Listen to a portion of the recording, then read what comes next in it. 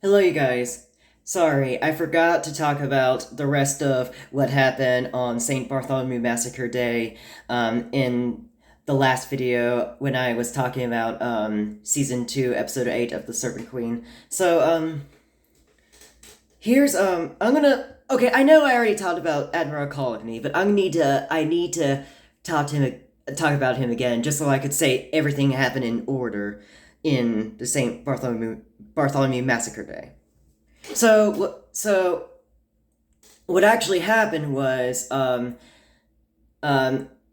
it started off on the morning in the morning on the 24th of August, 1572, when somebody, like I say, a Huguenot, had knocked on the door, and then Admiral Coligny had answered it, and then he was shot. Coligny was shot after he opened it. So so then the men had to go ahead and take him to the surgeon room, and then Catherine had to come in and saw him, and she just couldn't believe what they've done to him. He was still alive, but she just couldn't believe what they'd done. And she might have told him that, what have they done to you, like something like that. And then all of a sudden, later that day, the massacre started. And unlike the Serpent Queen, this was worse. Okay, and this was not in the banquet. This did not happen in the banquet in the in that episode of the Serpent Queen. It was actually outside in the village, and it was like all over Paris. And what actually happened is that Charles IX had sent men, and then he said, kill, kill, and all of them, and when they were sent from the kingdom to the village, they all came to the village and knocked on the doors, and even people outside, they start shooting them in the chest. Well, some of them were shot in the chest. Some of them were stabbed in the heart by a spear. Some of them were hanged. Some of them were beheaded. Even babies and children. The one thing that the Serpent Queen did not show, which I'm glad, is that in real life they even killed babies. They killed babies. They stabbed them in the. They stabbed babies in the hearts with the spears. They possibly shoot them. They possibly shot them in the chest. They possibly shot the babies in the chest. They stabbed the children in the spears and possibly shot the children in the chest as well. And once after they're dead, they threw them off the lake, the river, which they kind of got that right. In the Serpent Queen, they threw the dead bodies in the water, and that is what really happened. And um so that's all I could say about that. That's all I can tell you. No. Oh no, there's more. Sorry, there's more.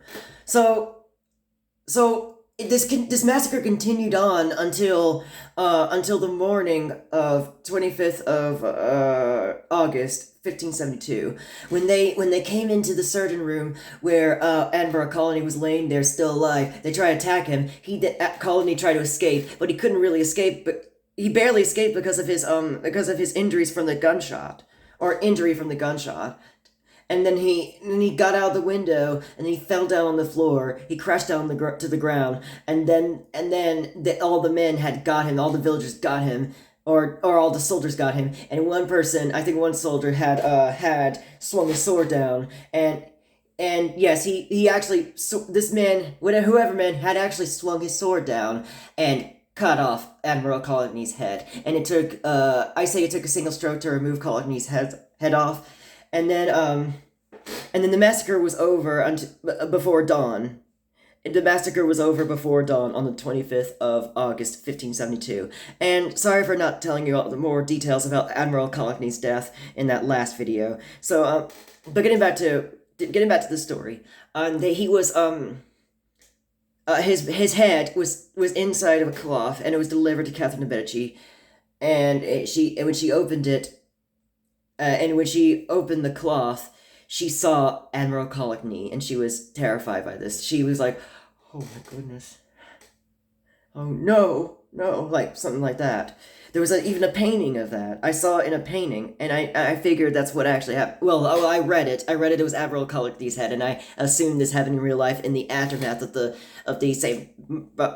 same Bartholomew massacre. And yes, okay, so the head wasn't delivered after Admiral Cullerty's head was cut off. The massacre they after his head was cut off, they couldn't deliver his head because the massacre still kept going. So after they wait for the massacre to be over, then that dawn, they took the head, they delivered the head to Catherine de' Medici and unfolded the cloth and saw the head, and that's what happened.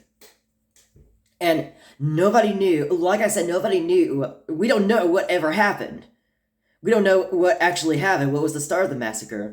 But it was most likely Charles, definitely Charles IX, but not Catherine. Like I said, it was not her fault over the St. Bartholomew massacre. She was not an evil queen. She was no Serpent Queen. She wasn't even responsible over Jean d'Albret's death. She of course died from a fever. Definitely not poison. Because there's no way she was poisoned there's no way she was poisoned by anybody, including Catherine de' Medici, because they agreed. Because Catherine and Jean agreed to sign their signatures. They agreed to sign their signatures for Henry of Navarre and Margaret of Valois to marry. So, oh yeah, and speaking of marriage, and yes, I'm done with the. Just because this reminds me of something, that doesn't mean that I'm not finished with Jean d'Albret and Catherine de' Medici about the agreeing with the marriage thing. I am done with that, okay? And that does not mean I'm done with the.